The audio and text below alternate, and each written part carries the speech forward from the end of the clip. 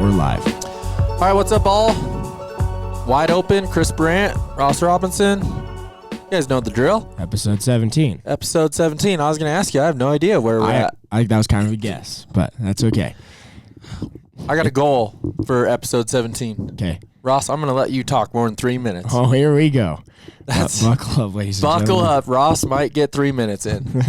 I just steer this ship. Yep, steering. I'm the in-house nerd. No guest today. For you guys watching on YouTube, you might notice our brand new designed studio. It sucks, but it's cool. It's fine. Well, we got a cool photo. The photo art is really cool. The execution on setting it up is not as good. The lighting isn't very good, but hey. You got it pretty straight. Yeah, Ryan helped me measure. We used a tape measure last night. This is a pretty cool animated picture we got from one of our really good clients, Eric Budge. If you're watching, you can see in the picture I'm the only one doing something. Everyone's just watching me, which pretty typical in a day. Yeah, right. Yeah. All right, so let's roll into it. I've been excited about this one. We're talking about mods. Mm-hmm. We're going to talk about mod sleds. Mod sleds. And we've touched on a lot of things over the podcast, over 17 podcast. But we're just going to dive in why we ride mod sleds, what are some of our favorite mods. One of the ones I wanted to touch on is I think it's fairly hilarious, when we get one of the mega builds done, like, so, I posted Princess Leia a couple weeks ago, and so that one is my lightweight, not I use the word stock, but non-turboed sled. So this had a Carl's 900. Hey, if it's naturally aspirated, it's stock. Exactly. Thank you, Ross. I guess. You know what I'm talking about. Or it's an improver. I mean, we could use the race terminology. Hill climb stuff. Yeah. But one of the comments that I see, it's like, how does Polaris let you do all this? You take a perfectly good snowmobile and you take everything Polaris off and you aftermarket. It's not even a Polaris. It's like, well, yeah, it is. And that kind of it makes me chuckle a little bit because how do you think the stock sleds have gotten to where they've gotten to? Why do you think we have short tunnels? Why do you think we have narrow front ends? Why do you think we have shorter running boards? Why do you think our bars are lower? I could go on and on and on. And why do you think our sleds are lighter? It's not because they saw in this crystal ball 10 years down the road what sleds were going to be. It's because of riders pushing the sport, aftermarket companies pushing the products, and us seeing a specific direction to go with a stock sled. And, Ross, we talk about this all the time. A stock sled has to fit so many different types of riders. And what we do is we focus in on the exact type of riding we do. And then we go to our aftermarket partners and say, hey, this sled is really cool, but I want it to do this better. What can we do? Yeah. For the OEMs, they use us as the test dummies in a certain way. They watch and see, but they're also right. They're ahead of. They're years in front of their R&D and stuff. Many years, actually. Yeah. If people knew like the timelines that they have to have, Skidoo just released their turbo. How long have they been working on that? Well, it didn't start last month. It did not start last month. Skidoo released a short tunnel. Well, they didn't start that last month either when they saw that we ran short tunnels. Right. Yep. I mean, it's at least 3, most likely 4.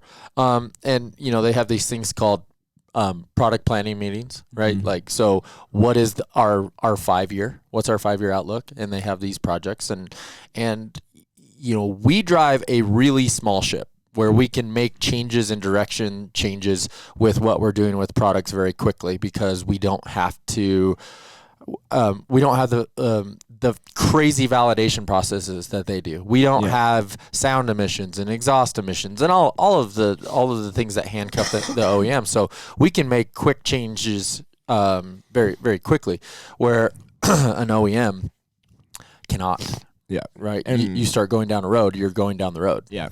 And we've seen that when we get to go visit like the Polaris. You see what is actually going on. Yeah. It's a very large operation. Yeah.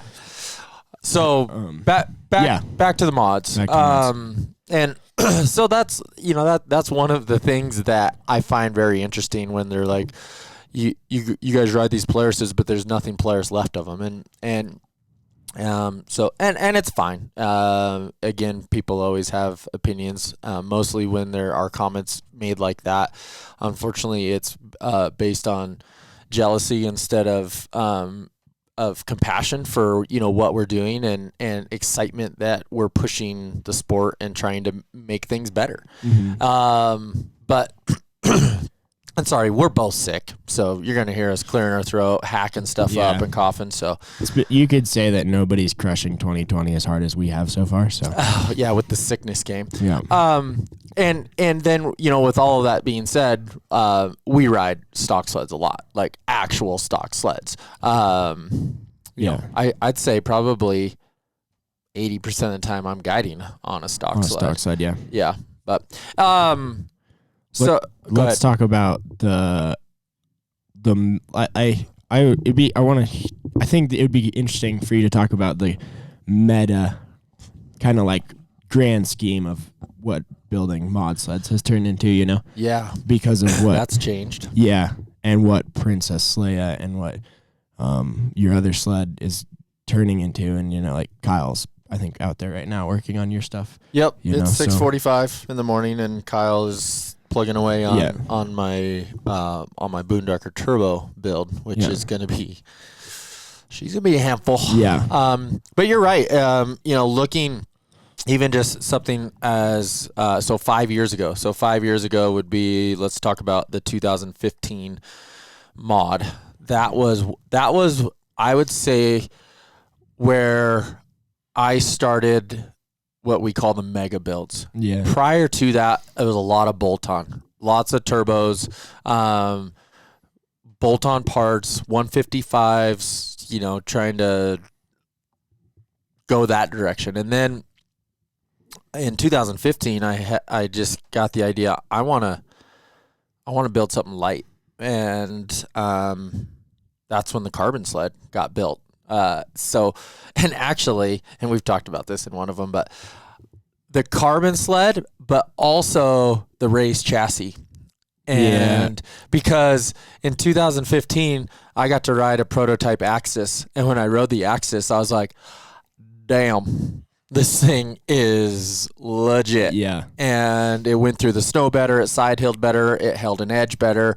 And so then I carefully walked that line of saying, okay, we need to try to make a pro and access. And so then we did raised running boards and taller spindles and, basically a lot like what Ice Age is doing right now, like on the Cat, right? With the Elevate kit and just trying to get the sled out of the snow. And so that sled to me, so that had full carbon panels.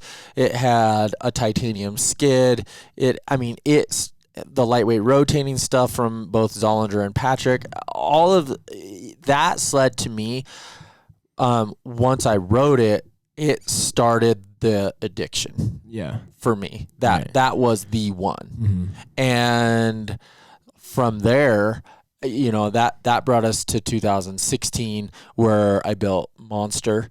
That was titanium, every single titanium bolt, titanium skid. Again, just going down the road of trying to make these things as light as possible, because once you ride something light, and that's, I say it every time, like when we get one of our sleds stuck and you get it unstuck and you get a Skidoo or a Polaris, a Skidoo or a Cat unstuck, like you can feel 40 pounds. And we feel 40 pounds getting them unstuck. Like when you're rolling them over, they feel like they're 40 pounds heavier. And my sled is 40 pounds lighter than a stock sled. It's actually 55 this year. Yeah. It's 55 pounds lighter. Very silly. And so these are real things. They're something that you feel in the snow. And the one thing that's tough about it is it's fairly easy to get the first 20 even 30 off. Yeah. I mean, you do a silencer, a hood, I don't know, the big chunks, right? Well, and I think like looking at my sled compared to your sled, right? That's kind of it. Like I got the first stuff out of the way. Yeah. But you go up the hill quite a bit faster, and you get on top of the snow quicker. So yeah, it's just those the little things, and we do a lot of little things to your sleds. Yep. Kyle's out there just like doing all this little things to death out there. And I thought it was interesting. So Ross, you've built some fun sleds over the years as well. Yeah. And we've talked about kind of what your favorite was, and you refer back to Rambo, and because it had some lightweight rotating stuff. It was a shorter track, which made it fun for the type of riding you like to do. Yeah. But every single year, you were missing one ingredient, and it was the skid, right? And because the skid is a big investment. We're running Next Tech full carbon skids. They're $3,500. So it's a big deal, but we're 12 pounds lighter. Right. And so I thought it was funny, the very first hour of the first day of you riding your sled, you come over the radio and you say, "Oh, this is what it's like to have a cheater sled." That's right. Yeah. And you're like, "I cannot believe I just turn up anything in it and it lifts up out of the snow." And I mean, these are the things, like, I can feel that, right? So all of these little changes, and everyone's like, "Well, don't you think it's a little excessive to do this or that?" And on the tie bolt thing, every year I ask myself, is it worth the thousands of dollars? Because that's what it ends up being by the time and the cost. Is it worth a couple $1,000 for a couple pounds? When I ride, I feel a couple pounds, and everyone's like, "Just go on a diet." Well, you can go on a diet, but the snowmobile is still 2 pounds. Yeah. Shut up. What, dude? Yeah, you're right. You're being unhealthy. I'm not losing any weight, but I hear that comment a lot, right? Right. Yeah. Well, yeah. It's cheaper to go on a diet. Yeah. And for guys who are overweight, yeah, of course, it'd be awesome to lose weight. But it's still the difference between riding a 450-pound sled and a 400-pound sled is still 50 pounds, no matter if you weigh 250 or 200 pounds. It doesn't matter. Yeah. So, I guess going back to talking about Princess Leia this year, the goal was really simple. After riding Slim Shady last year, so Slim Shady was like a really lightweight chassis with essentially, it literally was a stock 850 motor with a silencer.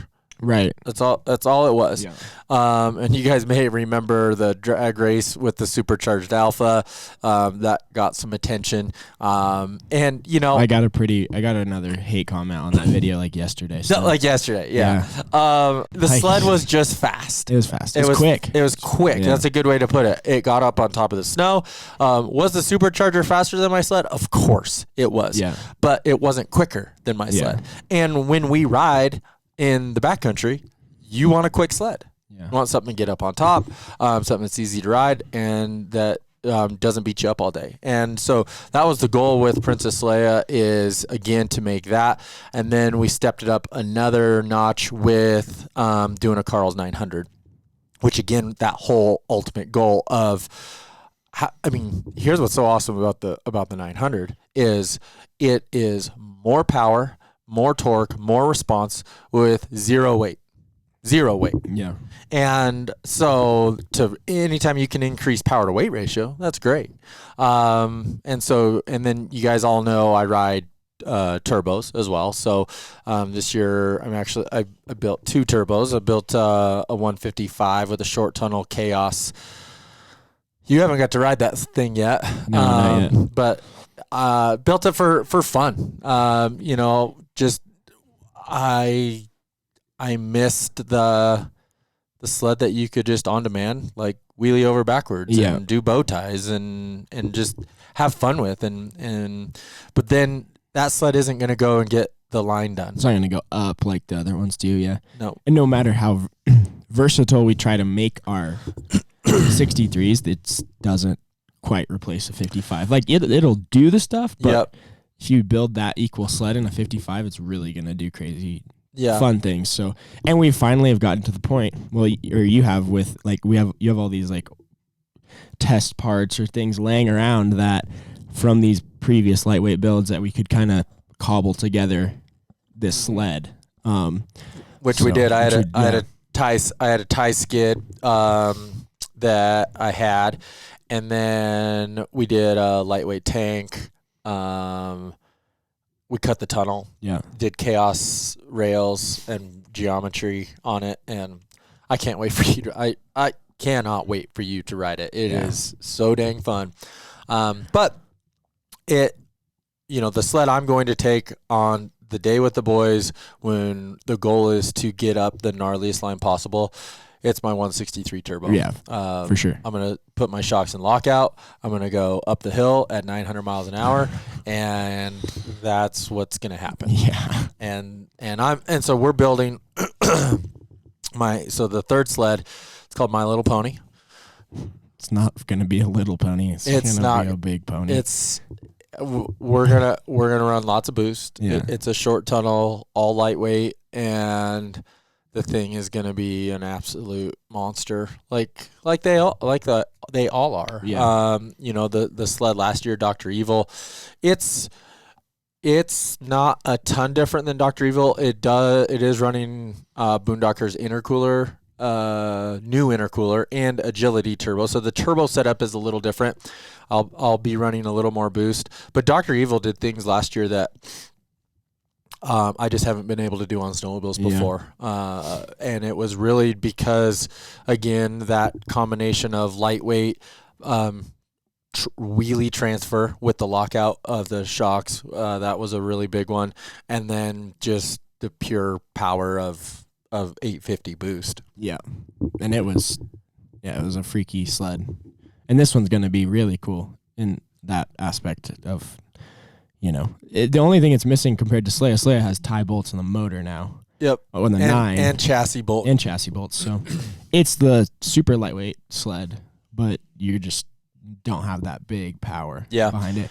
But like we've talked about, to go get lines done, sometimes you can ride the 9 or the 850. You can ride it so hard and aggressively that where if you're not really confident on your turbo, you could get beat. Yeah, it was funny you mentioned that. So I took out a customer's turbo the other day just to run it through its paces before we delivered it, and it was a 163 with a 55 tunnel, an agility. The thing was awesome. It ripped. Yeah. And I had in a certain circumstance, I was breaking trail. Kyle was behind me, and he's literally on a stock. So he had a stock silencer with a gear down kit with a cut tunnel with a 163. And I come around, and I'm like in this crazy wheelie and trying to hold down the front end and barely squeak out of this line. I'm almost ready to get on the radio and say, dude, $1 waiting up here for you, Kyle. Yeah. Before I could even get that out, he comes hauling butt around the corner, like smokes up the line, high fives me. Woo, that was awesome. Yeah. And I'm like, wait a minute, how'd you just do that? Yeah. And it's to your point, like I've got so much power, so much just wanting to lift the front end a little bit that I'm having to let off, where on that Stalker 163, and we've done this to many people. When a client shows up on a turbo and we take a stock sled and they ask, why are you taking a Stalker? Well, we're going to show you that you can get it done with these stock sleds. Yeah, because Kyle was pinned for at the bottom and he never let off. Yep, because he didn't have to. He didn't have to. Yeah. It was the perfect speed for the terrain, and when you ride eyes up and neutral with a stock sled, you can carry a lot of momentum. Yeah.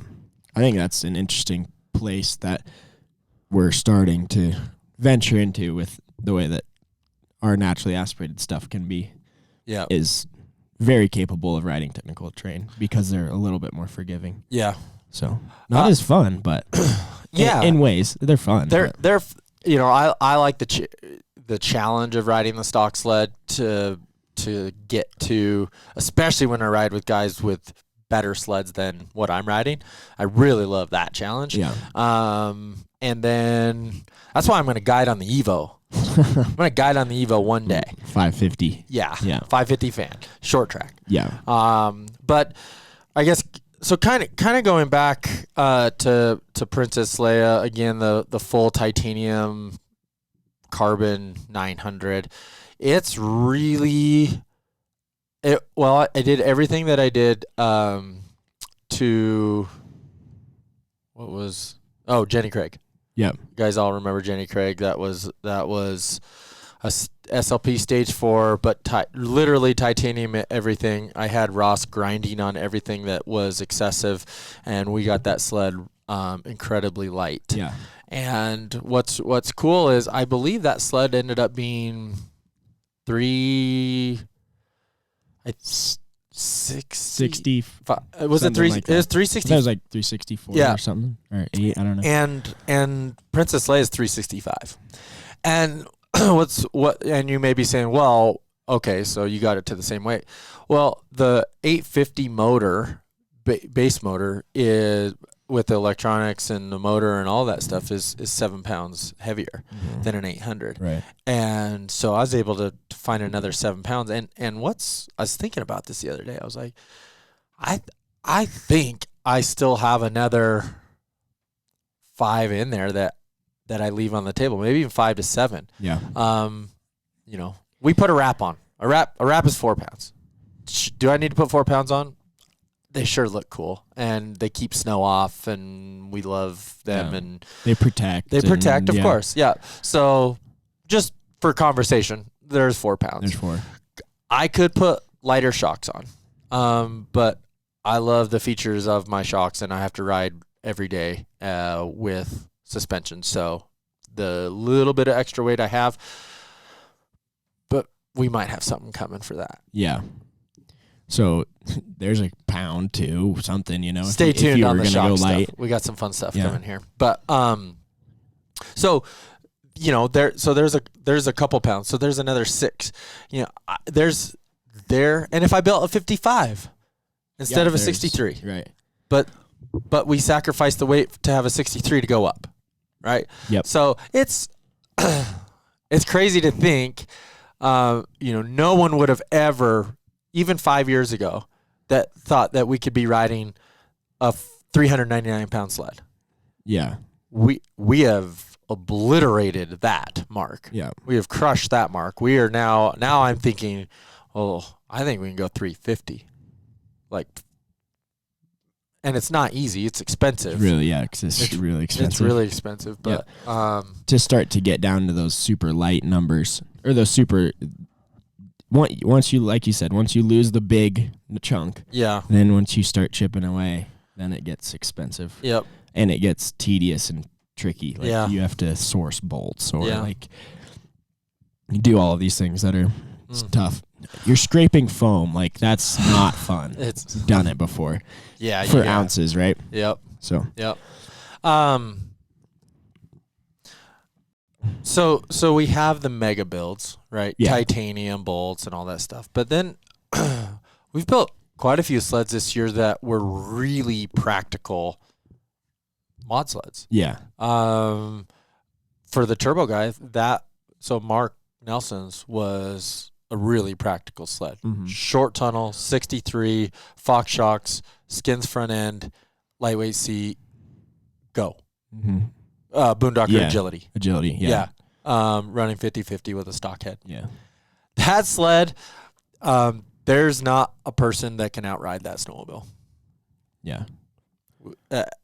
So on the turbo side, man, I got to spend quite a few days on that sled, and I was like, I don't know.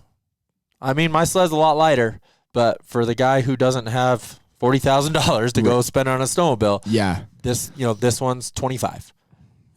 And like we talk about, it's fairly easy to get the big chunks, but then the next ones get expensive. But you have to determine, is it worth it? Yeah. And I think I still try to stem on that side of the practicality thing, because there's a lot of things that I pay for. Mm-hmm. So I'm trying to make money and like because this is like my job. So because it's easy when you work here to just not make any money and just build a ridiculous snowmobile. Then you're like, oh God. So trying to keep it somewhat practical, and that's why it took me so long to go to the skid. It's because I have to pay for it. So then it's like, oh man.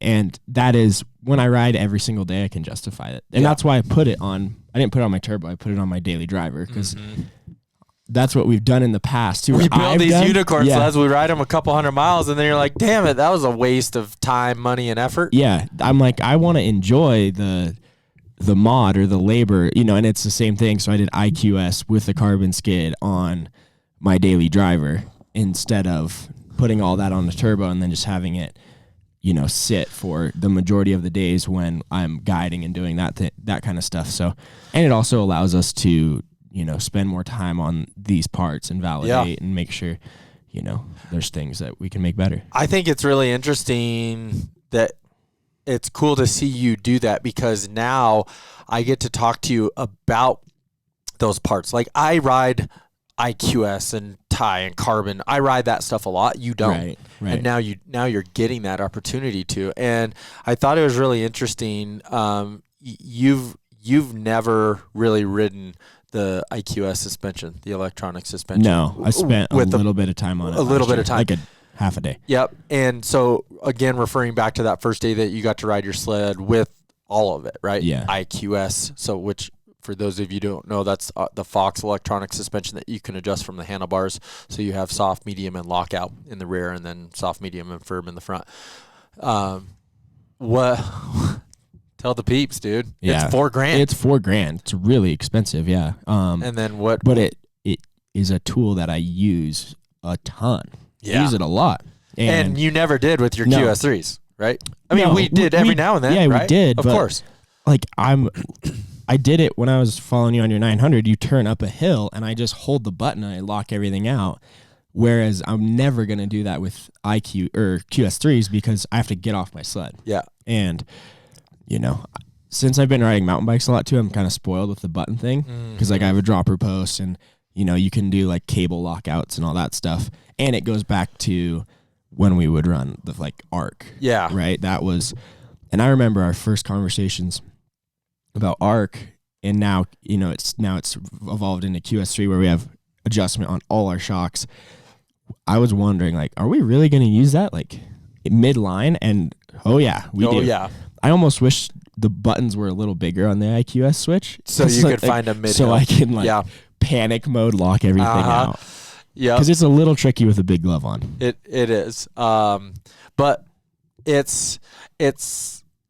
I remember hearing you on the radio like, this lockout is the real deal. Yeah. And so I'm running the IQS on the shorty sled, on the shorty turbo. Thank God. Exactly. Yeah. Because same deal. 1, wheelie on top of your face. 3, skis are 8 inches off the ground going forward. Yeah. And it's just so cool to have that versatility on the sled.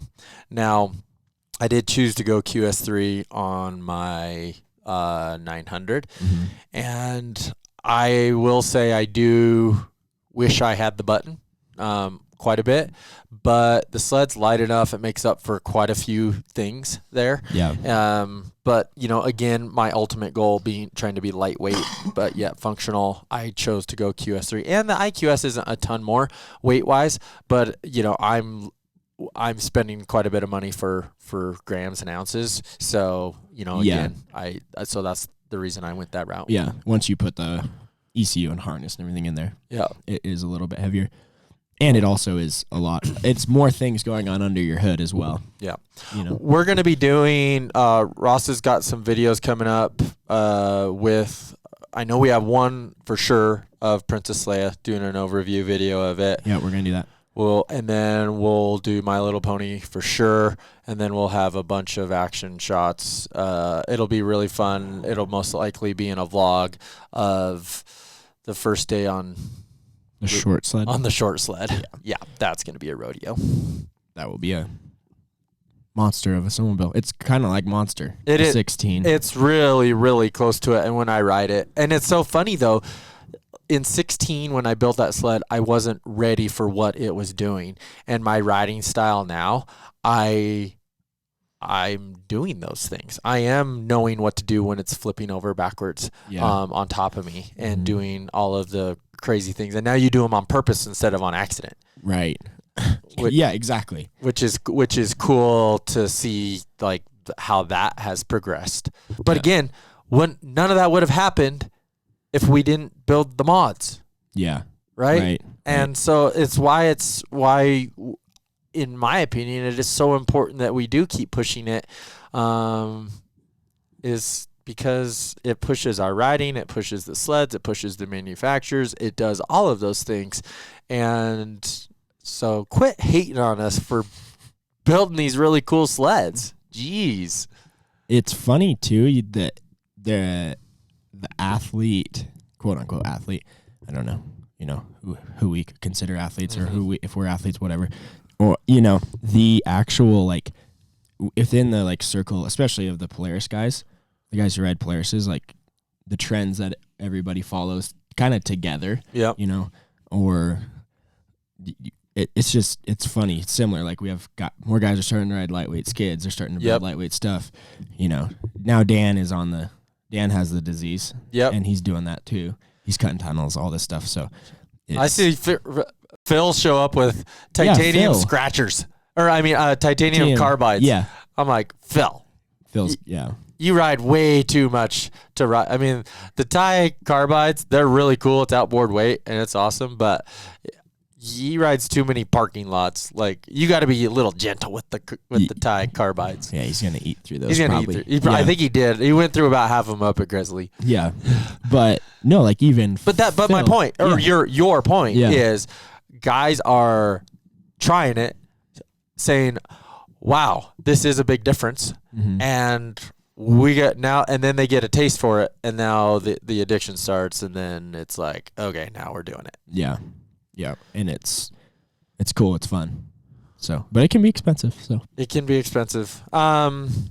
Hey, so for the last 10 minutes or so here, let's talk about. I've been asked 100 times with the release of the Skidoo Turbo this week. Okay.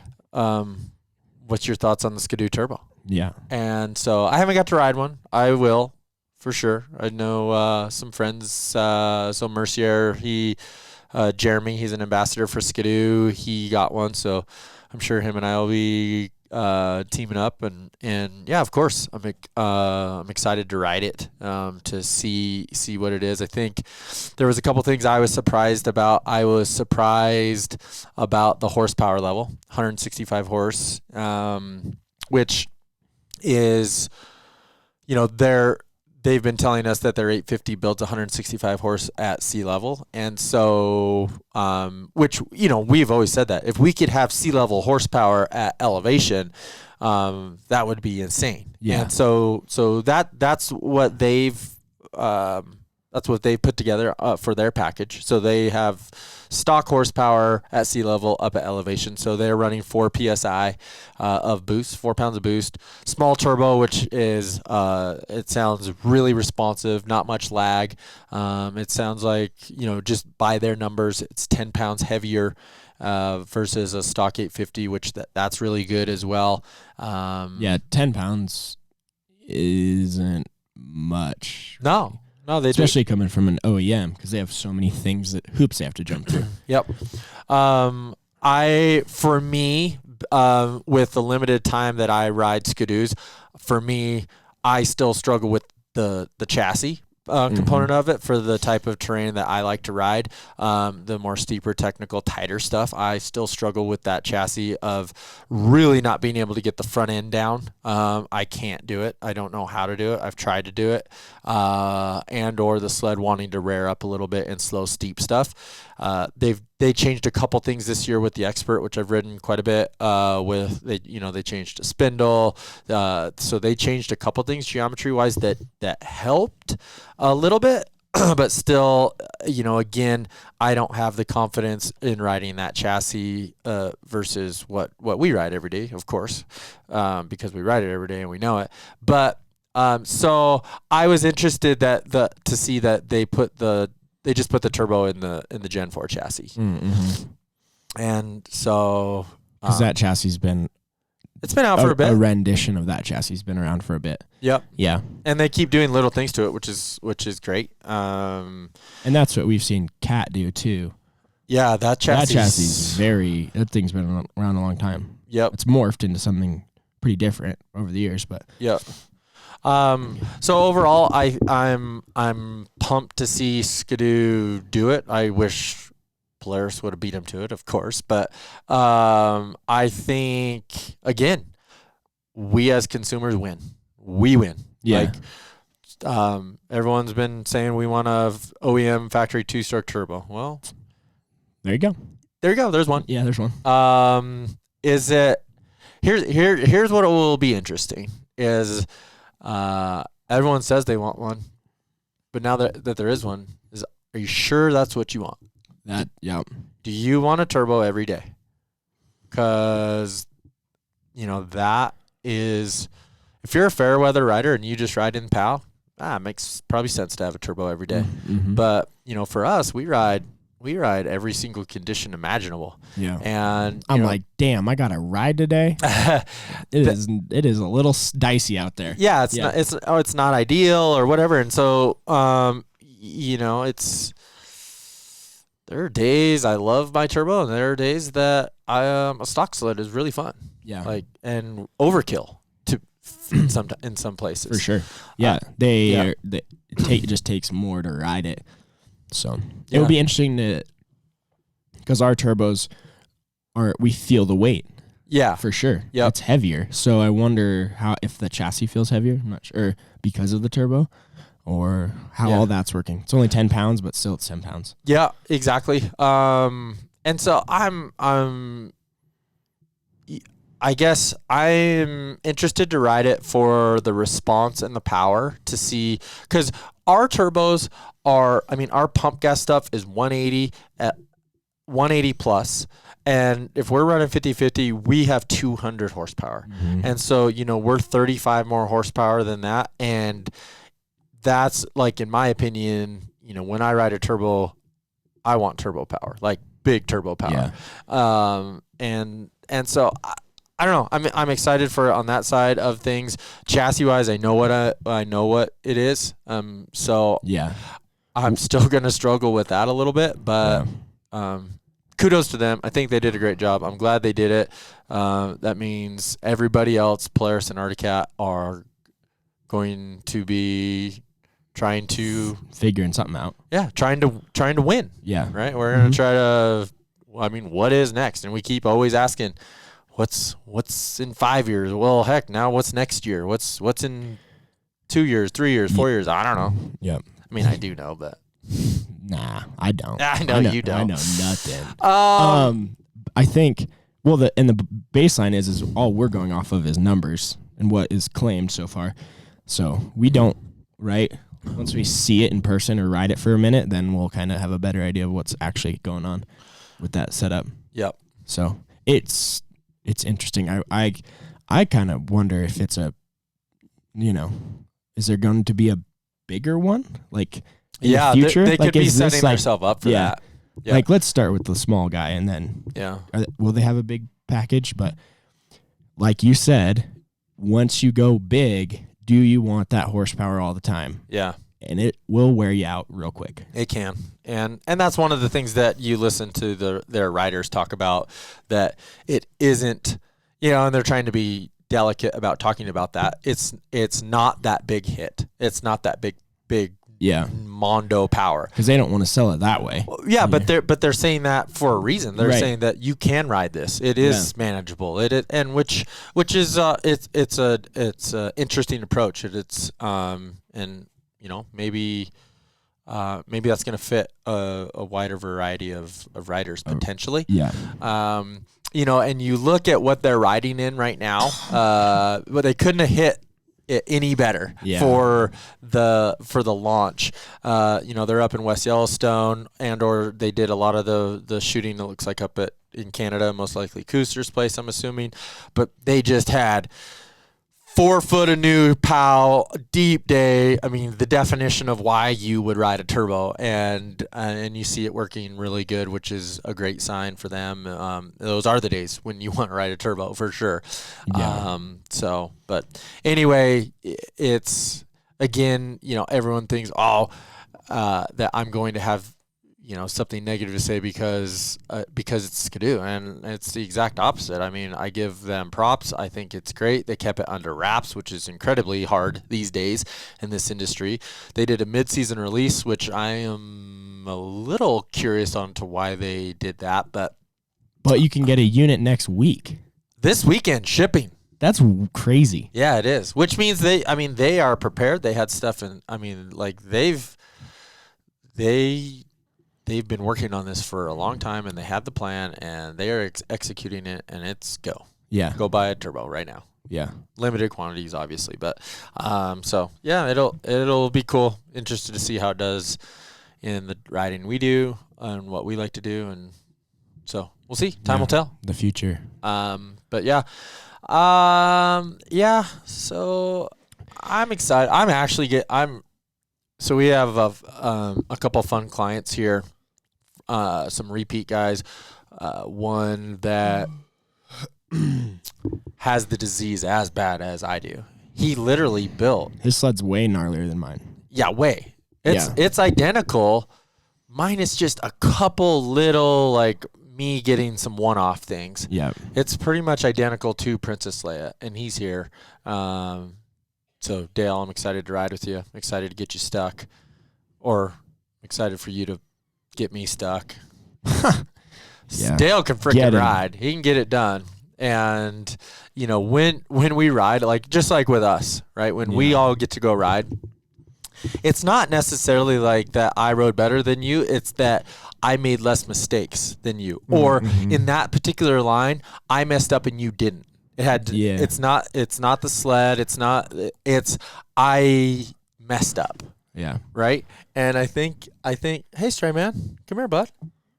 You want to say hi? You want on the podcast, Stray Man? You want on the pod? Thanks, buddy. He just told us breakfast is ready. All right, podcast over. Bye. But yeah, so it's really cool. Like what we were talking about is we've built a lot of lightweight sleds for customers this year. Lopez got to ride his last week, and he's like, "Yeah, it's pretty good." This guy has an 1800 horsepower GTR. Yeah, he knows what's up. It's pretty good, and it's like, well, hey, you should go get on that stalker and ride it for a minute.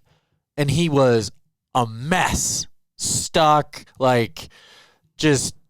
He gets back on his sled, and he's like, I didn't think it was that big of a difference. Yeah. This thing is awesome. And, when it was his first ride of the year, he didn't kind of remember, what everything felt like. And then he gets on his sled versus a stock sled. He's like, okay, yep, it's pretty cool. Yeah.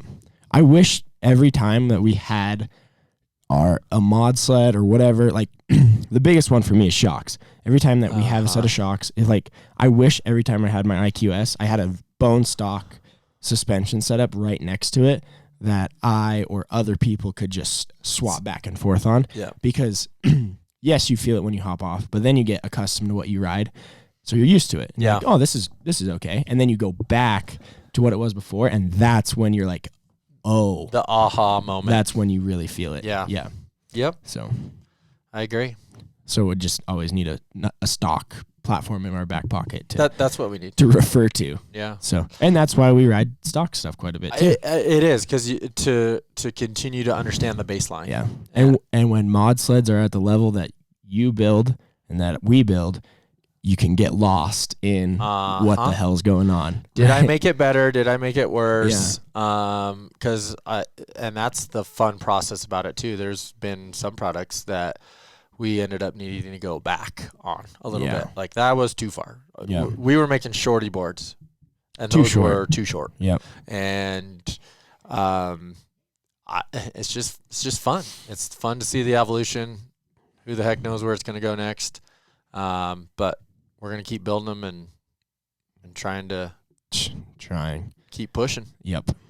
So, well, I hope you guys enjoyed this podcast, us talking about mod sleds and how it, again, ultimately the reason I build a mod sled is to push my riding.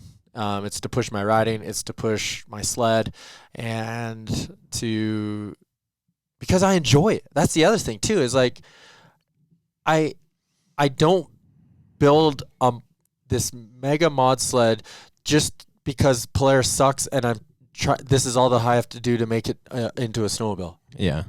I get frustrated when someone calls me out on that. I build it because I like doing it. I like building mod sleds. Yeah. Honestly, like somebody should do, like, you need a clone that just does all the office stuff, and then you can go tinker and do what you want to do. Because I miss that. Yeah. And I can tell, like, thank God we have Kyle. Yeah. Because he can bust all that out, and he's really good at it. And Kyle honestly understands clutching and a lot of that stuff better than I do now. And I'm getting worse because I'm not out there as much. So I'm like, I don't even know, dude. But like, yeah, I see that a lot with you, and it's more than the finished product, right? Yeah. It's the process. It's the process. It's fun. It's and cool. it's me understanding too, like when I'm doing those little things, it helps me know why I'm doing them when I'm riding. Yeah. Right. And for me to not be able to do as many of those things, I kind of miss that. So one of these days. Yeah. Yep. Yeah. Okay. Okay. All right. Well, enjoy the day. We'll be back with another podcast here shortly. We're trying to bust one a week for the rest of the season here. So hope you guys enjoyed. Make sure you leave your comments, questions, anything in the comments below. Ross, you know where all of this is. By now, you guys should know. If we've been getting the question, where can I find the podcast? Yeah. Well, you go to podcast and you search Chris Burandt. Please. Yeah, it's there. Unless you listen to the podcast on some weird platform, it's on the big ones. It's on the 3 big ones: iTunes, Spotify, Google Play. It's on YouTube. Yeah. So share stories. Thanks for listening, and subscribe, leave reviews. All of that stuff helps a bunch. So yeah, thank you. Awesome. See Enjoy. you guys next time.